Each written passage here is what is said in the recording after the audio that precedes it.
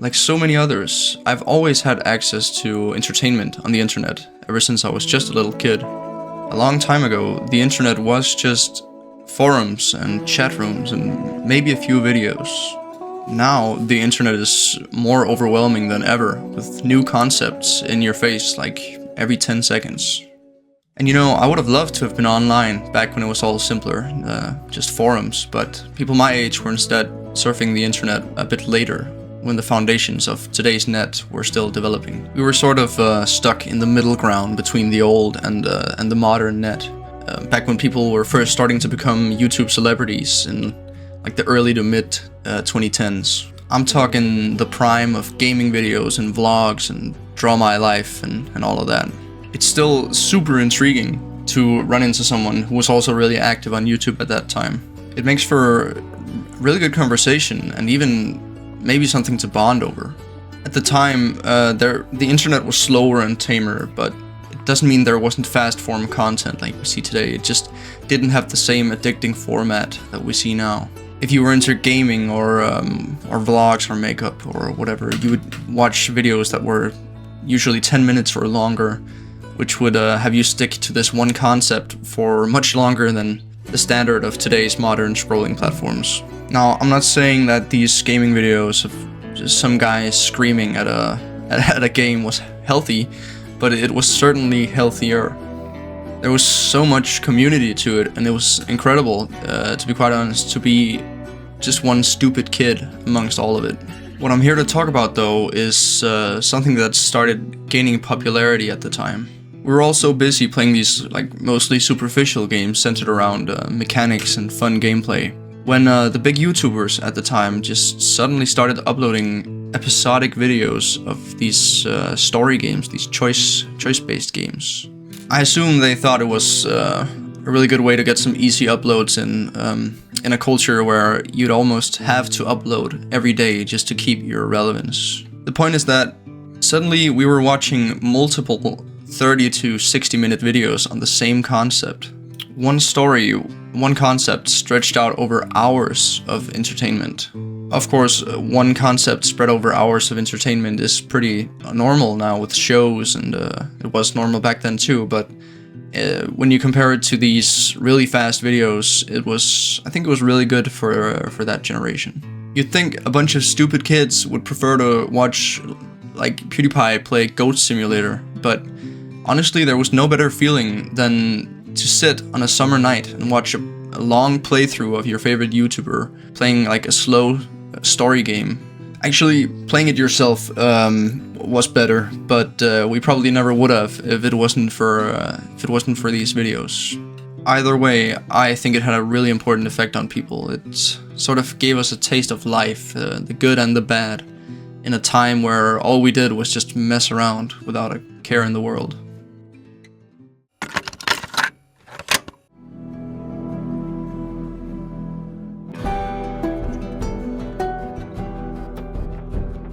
The Last of Us 1 puts us in the shoes of a man named Joel, who lost his daughter just in the beginning of the apocalypse. Now, the apocalypse is this cordyceps virus spreading, turning people into completely uncontrollable monsters. Years go on where Joel is completely unattached and closed off just to remain a good survivor, or an effective survivor, and, well, he is, doing gigs to trade for supplies just to survive. So one day he gets this task to transport Ellie, this young girl, across the country to get her to a hospital because this big group of determined survivors and doctors are working on a vaccine for this cordyceps virus, and apparently Ellie is special and they need her for the creation of the vaccine. What better at getting Joel to open back up than having to travel across the entire country with this bright young girl who is pretty similar to his own deceased daughter. Anyway, these two, they go through hell together. They go through paradise. They go through it all until they finally end up at this hospital. And at the hospital, Joel is informed that the process of getting the vaccine from Ellie will end up killing her, but it'll be massively beneficial for humanity, and it may even be what leads them to a cure. So, what would you do in this situation? Let go of of the only new thing you love, this girl that you've bonded with the whole time, or let go of your own morals and humanity? Joel is trapped and he decides to break her out, killing anyone in the way and then lying to Ellie about it when she comes to, just to protect her. He did what many others would have done. He sacrificed pretty much everything just for one person he loved. The Last of Us teaches us that trauma can turn someone into a completely different person. It teaches us that even love and care, these seemingly good emotions, can betray us. And on top of that, there's this really good second installment, The Last of Us 2, which puts us in the shoes of Ellie. She fights all throughout this game to get revenge on someone who kills Joel early in this game. She goes through it all, sacrificing complete strangers and even family just to get to this person who hurt Joel. Suddenly we just get to play as the other part and learn that she's no different from Ellie, really. The reason Abby killed Joel to begin with is because Joel killed her father in the hospital in order to get Ellie out. And Ellie, she just fights and fights until she finally gets the chance to get revenge, only to find Abby, her enemy, in this pathetic state, being held prisoner by some gang. Still set on getting revenge though, Ellie frees Abby in order to fight her, only to realize in the very last moment that it isn't even worth it. Gaining this insight after having lost so much is just a giant punch in the stomach, if you ask me. So she leaves the place and tries to regain her old life and family, but it's already too late at that point. She prioritized anger above everyone else, and she ended up losing everyone and everything in the process. From this, we learn the toxicity of anger and revenge, how trauma can bring your emotions to an extreme and make you act like a complete monster. I think the two messages would have been better off being presented in reverse order, as I think the message in The Last of Us 1 makes for a better sequel. You know, The Last of Us 1 is a little bit more interesting, and I think it would have been better to learn about the toxicity of love and care after having learned about the toxicity of anger and revenge. The games and how they convey their message are amazing nonetheless.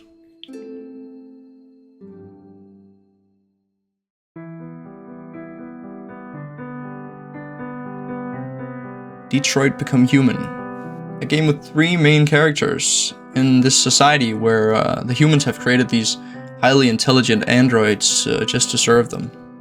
We're dropped into the world just as this phenomenon known as deviancy starts to spread. And deviancy is when an android simulates human emotions like free will and love. One of the main characters, Connor, he's a detective android, and he's tasked with dealing with deviancy in Detroit along with his partner Hank. Hank is this old, decorated but pretty depressed officer. Our second protagonist, Marcus, he's a revolutionist deviant. He's leading the way in demanding rights for androids, so you can see how these this deviancy simulated emotions are pretty complex. And our final protagonist is a woman named Kara. She's a housewife android who deviates to take care of this little girl from an abusive home. So we have multiple protagonists with pretty opposing interests, and the game confronts us with this and forces us to take stance, which compromises at least one of the characters' interests. Connor, our detective android, he's tasked with taking out deviants or handling them, as they are seen as objects that can be replaced, but throughout the game that motive is challenged. As Marcus, we get to decide whether he leads the revolution with violence or peace. And as Connor, we get the choice to either follow orders or deviate. This game, it poses a lot of moral dilemmas. For example, can we really decide what these androids are feeling is invalid? It also questions authority in general, as we're forced to choose between our own morals or the orders of our higher-ups. And on top of that, it poses important philosophical questions about what life even is and what even makes someone alive. Detroit Become Human challenges us to think for ourselves to determine what the most ethical choice is. It has so much to offer and it's such great quality, and I think the game offers a really good bite-sized introduction to ethics and philosophy. And on top of that, it's pretty much the only story game I'll be talking about today where you actually have a lot of endings and a lot of choices that affect the story.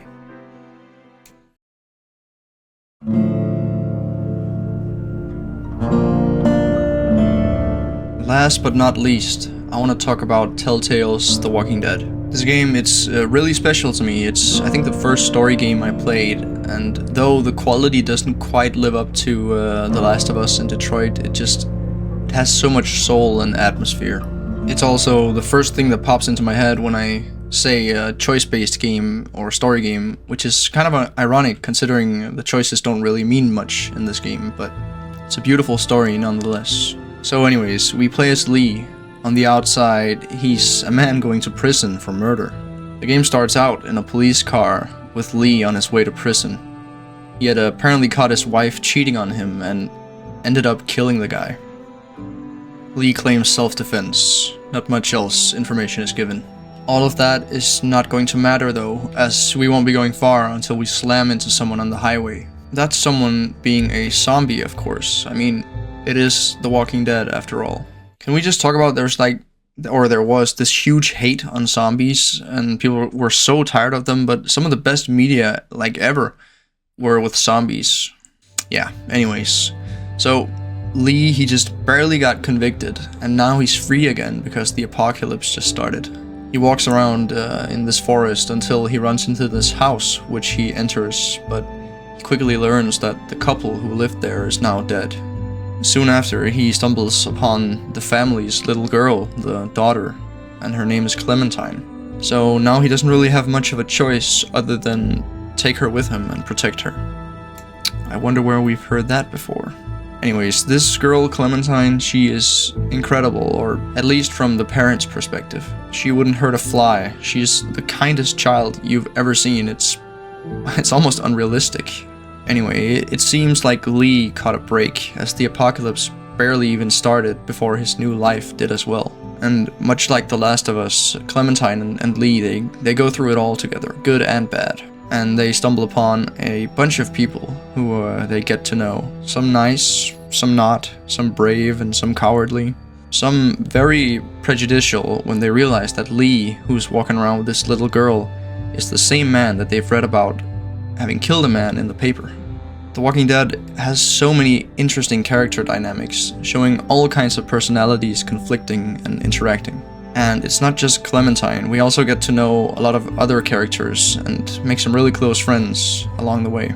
And because there are so many personalities, it's almost impossible not to care just a little bit for some of them. The Walking Dead is a choice-based game, but it does also present its own take on morals. It's actually the least free game of the three. In this game, we don't really have much of a choice on how our character evolves or which way the story goes. So in that sense, the moral of the story is a bit more set in stone. The most we can choose is our attitude as Lee, or maybe how we handle a few side characters. I gotta give some props to Detroit for having so many endings and paths in contrast. So, towards the end, Clementine gets kidnapped and Lee fights to get her back. Once he finally does, it's all too late. Lee has been bitten, and as many of you know, that means he's guaranteed to be infected. And now he's forced to part ways with Clementine before he turns dangerous. We have a choice to either have Clementine shoot Lee or just leave him, but either way, it's all over. Lee, he lost his life due to the conviction, and then the apocalypse started, and it seems like he got a second chance to live as a parent before it all ended. I don't know what it is about this game that hits so hard. Maybe it's the music or the little child we have to leave behind. It's just, I don't know. Something about it is just beautiful, and I feel like Telltale followed every tip in the book on how to make a good story, and it definitely worked.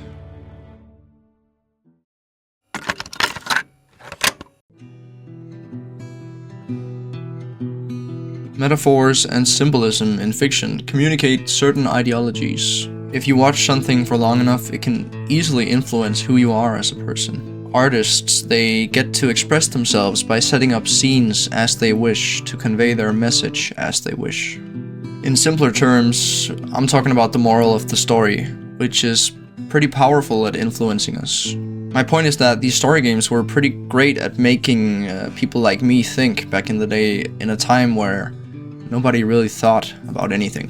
Not only are they conveying their message like other media, but they're actively putting you in the situations, giving you this responsibility to make the right choice. Even if you're just watching someone else play, you're still actively engaged in the situation. I guess there's always an argument that these games, they form to your beliefs, but I still think most story games have a general message they're trying to convey.